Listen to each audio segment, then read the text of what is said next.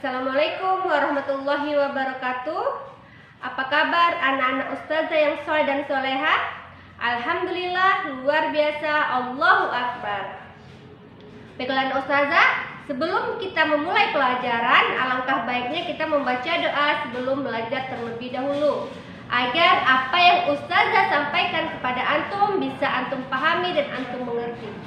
Mari bersama-sama kita membaca doa sebelum belajar. Bismillahirrahmanirrahim. Rabbi zidni ilman warzuqni fahman. Amin. Baiklah ustazah, mari kita belajar, yaitu belajar di tema 3, subtema 1, muatan IPS. Mari bersama kita belajar. Di sini ustazah ada pertanyaan untuk antum ya nak. Siapa yang suka bubble tea? Iya, pasti kita semua suka bubble tea ya nak ya. Nah, salah satu bahan utama pembuatan bubble tea adalah teh. Nah, yang kedua, siapa anak ustazah yang pernah berkunjung ke kebun teh? Iya, pasti ada ya nak ya yang sudah berkunjung atau sedang berlibur ke kebun teh bersama keluarganya. Nah, lingkungan seperti apa sih yang cocok untuk menanam teh? Nah, pada pembelajaran kali ini kita akan mempelajari mengenai kenampakan alam dan pemanfaatannya. Jadi kita tahu ya nak ya, lingkungan seperti apa sih yang cocok menanam teh itu? Di sini kita akan membahasnya. Kenampakan alam yang pertama yang akan kita bahas adalah dataran tinggi ya nak. Dataran tinggi adalah permukaan bumi berupa daratan yang luas dan berada pada ketinggian 200 hingga 600 meter di atas permukaan laut. Kemudian jenis usahanya yaitu ada perkebunan, peternakan, dan pariwisata. Pekerjaan masyarakatnya yaitu ada petani, peternak, pemandu wisata. Contoh sumber daya alamnya ada teh, kopi, kina, daging sapi, dan susu sapi.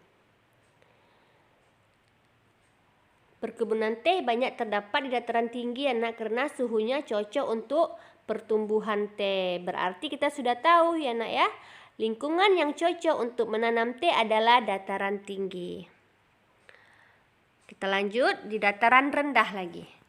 Dataran rendah adalah permukaan bumi berupa daratan yang luas dan berada pada ketinggian 0 hingga 200 meter di atas permukaan laut. Jenis usahanya yaitu perkebunan, pertanian, peternakan, perumahan, dan industri.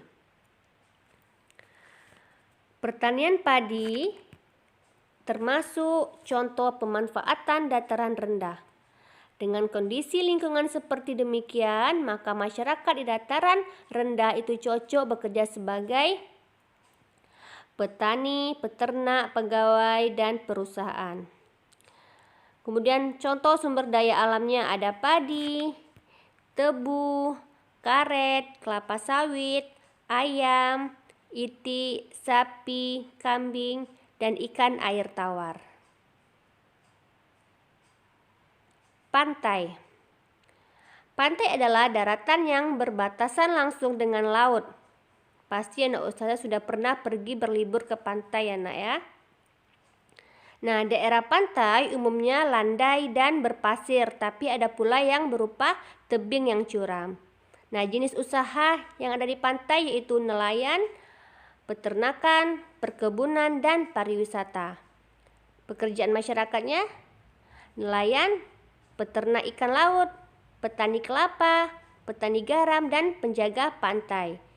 Contoh sumber daya alamnya ada ikan laut, udang, cumi, rumput laut, kelapa, dan garam.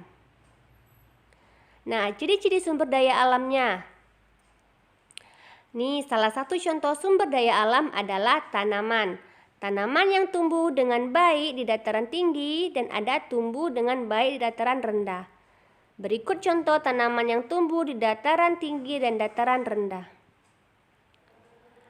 Yang pertama ada padi.